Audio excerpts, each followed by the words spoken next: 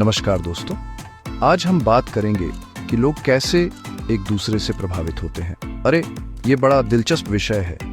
इसे आप मन की परतें भी कह सकते हैं। सोचिए, जब आप बाजार जाते हैं तो क्या होता है। कोई सेल्समैन आपको कुछ बेचने आता है और आप तुरंत उसकी बातों में आ जाते हैं। वो कहता है, सर जी ये नया फोन आया है, एकदम मक्खन है। और आप सोचते हैं, वाह ले ही लेता हूँ।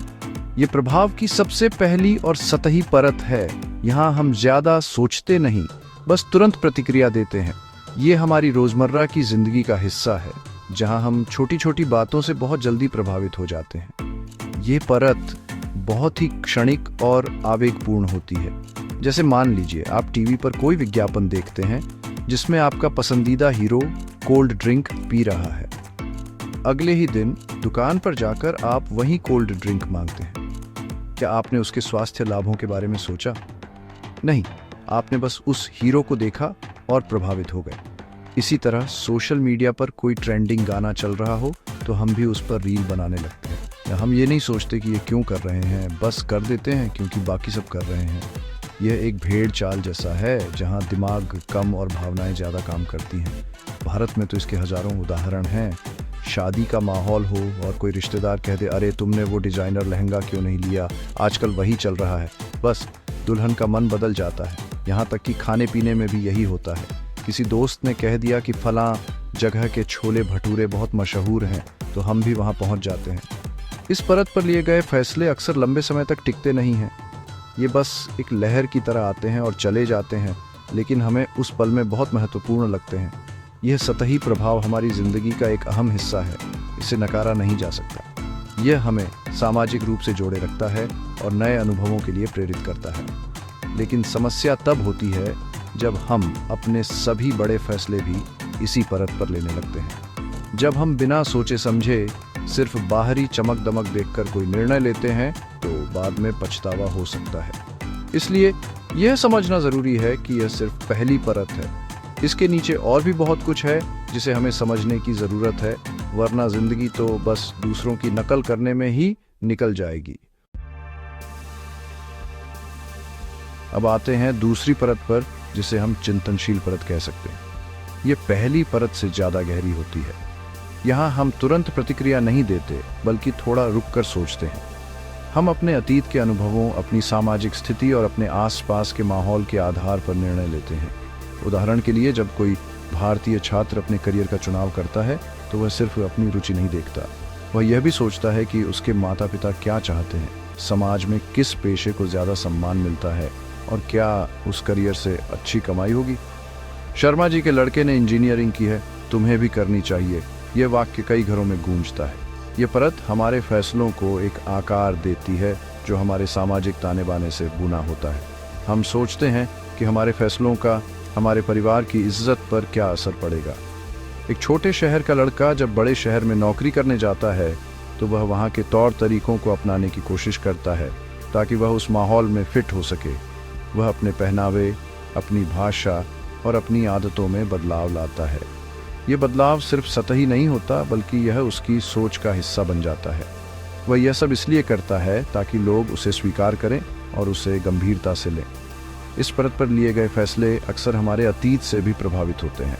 अगर किसी ने पहले कोई गलत निवेश किया है तो वह अगली बार ज़्यादा सतर्क रहेगा। अगर किसी को किसी रिश्ते में धोखा मिला है तो वह नए रिश्ते बनाने से डरेगा। यहाँ हमारा मन एक आईने की तरह काम करता है, जिसमें हम अपने पुराने अनुभवों की परछाई देखते हैं और उसके आधार पर अपना अगला कदम तय करते हैं। यह एक तरह की सुरक्षा की भावना भी देता है, क्योंकि हम अपनी पुरानी गलतियों को दोहराना नहीं चाहते। हम वही रास्ता चुनते हैं जो हमें सुरक्षित और समाज द्वारा स्वीकृत लगे। लेकिन इस परत की भी अपनी एक सीमा है। यहाँ हम अक्सर अपनी सच्ची इच्छाओं को दबा देते हैं। हम वो नहीं करते जो हम वास्तव में करना चाहते हैं, बल्कि वो करते हैं जो हमें करना चाहिए। समाज का दबाव, परिवार की उम्मीदें और सुरक्षित भविष्य की चिंता हमें एक दायरे में बांध देती है। बहुत से लोग इसी परत पर अपनी पूरी जिंदगी गुजार देते हैं। हमेशा दूसरों को खुश करने की कोशिश में लगे रहते हैं। वे एक अच्छी नौकरी करते हैं, एक अच्छा परिवार बसाते हैं, लेकिन अंदर ही अंदर एक खालीपन महसूस करते हैं। ये खालीपन हमें तीसरी और सबसे गहरी परत की ओर ले जाता है। अब बात करते हैं मन की सबसे गहरी परत की, स्थापित पहचान की परत। यह परत तब सामने आती है जब हम जीवन में किसी बड़ी ठोकर का सामना करते हैं। हो सकता है कि नौकरी चली जाए, कोई रिश्ता टूट जाए, या हम उस रास्ते पर असफल हो जाए जिसे हमने समाज के दबाव में चुना था। ऐसी स्थिति में इंसान पूरी तरह से टूट जाता है। उसे लगता है कि उसकी दुनिया खत्म हो गई, लेकिन यही वो पल होता है जब वह बाहरी प्रभावों से मुक्त होकर अपने अंदर झांकने की कोशिश करता है। वह खुद से पूछता है, मैं असल में कौन हूँ, मुझे जिंदगी से क्या चाहिए। यह आत्म खोज की एक दर्दनाक लेकिन जरूरी यात्रा है। इंसान समाज की दी हुई पहचानों को उतार फेंकता है और अपनी सच्ची पहचान को खोजने निकलता है। उसे एहसास होता है कि इंजीनियर या डॉक्टर बनना उसकी अपनी इच्छा नहीं थी, बल्कि यह उसके माता पिता का सपना था। उसे समझ आता है कि वह जिन दोस्तों को खुश करने की कोशिश कर रहा था, वे उसके असली दोस्त थे ही नहीं। इस प्रक्रिया में वह अकेला महसूस कर सकता है, लेकिन यही अकेलापन उसे खुद से मिलाता है। वह अपनी असली रुचियों, अपनी ताकतों और अपनी कमजोरियों को पहचानता है। अपनी सच्ची पहचान को खोजने के बाद इंसान जो भी फैसले लेता है वे टिकाऊ और संतोषजनक होते हैं। अब वह किसी और को प्रभावित करने के लिए काम नहीं करता, बल्कि अपनी खुशी के लिए करता है। हो सकता है कि एक सफल बैंकर अपनी नौकरी छोड़कर एक छोटा सा कैफे खोल ले, क्योंकि उसे खाना बनाने में सच्ची खुशी मिलती है।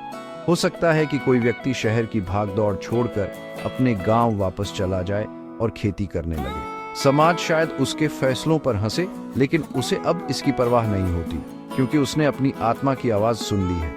इस परत पर पहुंचकर इंसान बाहरी प्रभावों से लगभग मुक्त हो जाता है। इसका मतलब यह नहीं है कि वह दूसरों की सलाह नहीं सुनता, लेकिन अब अंतिम निर्णय उसका अपना होता है। वह जानता है कि उसके लिए क्या सही है और क्या गलत। उसका आत्मविश्वास उसकी अपनी समझ से आता है, न कि दूसरों की तारीफ से। यह एक ऐसी अवस्था है जहां इंसान को सच्ची और स्थायी खुशी मिलती है। वह जिंदगी को अपनी शर्तों पर जीता है और हर पल का आनंद लेता है, क्योंकि अब वह वो कर रहा है जो वह हमेशा से करना चाहता था। तो दोस्तों, हमने मन की इन 3 परतों को समझा। पहली परत जो सतही है और हमें तुरंत प्रभावित करती है। दूसरी परत जहां हम सोच समझकर लेकिन समाज के दबाव में फैसले लेते हैं। और तीसरी परत जहां हम ठोकरें खाकर अपनी सच्ची पहचान को पाते हैं। इन परतों को समझना हमारे व्यक्तिगत विकास के लिए बहुत ज़रूरी है। जब हम यह जान जाते हैं कि हम किसी चीज़ से क्यों प्रभावित हो रहे हैं, तो हम अपने फैसलों पर बेहतर नियंत्रण रख सकते हैं। हम समझ सकते हैं कि हमारा कोई फैसला सिर्फ एक आवेग है या समाज का दबाव है। ये समझ हमें एक जागरूक इंसान बनाती है। हम भेड़चाल का हिस्सा बनने से बचते हैं और अपने लिए एक बेहतर रास्ता चुन पाते हैं। हम ये पहचान पाते हैं कि कब हमें दूसरों की सुननी है और कब हमें अपने दिल की आवाज़ पर भरोसा करना है।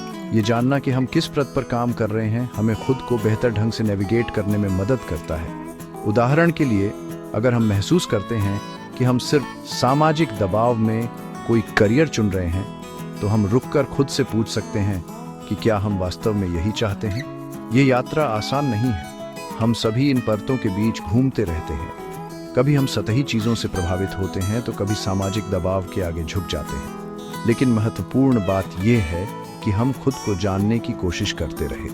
हमें यह समझने की कोशिश करनी चाहिए कि हमारी खुशी दूसरों की अपेक्षाओं में नहीं, बल्कि हमारी अपनी सच्ची पहचान में छिपी है। जब हम खुद को स्वीकार करना सीख जाते हैं, तो हम दूसरों के प्रभाव से मुक्त होकर एक ज्यादा प्रामाणिक और संतोषजनक जीवन जी सकते हैं। अंत में मैं बस यही कहूँगा कि खुद को समझना ही सबसे बड़ी कला है। जब आप यह जान जाते हैं कि आपके मन की परतें कैसे काम करती हैं, तो आप अपनी ज़िंदगी के ड्राइवर बन जाते हैं। फिर कोई और आपको यह नहीं बताता कि आपको कहाँ जाना है।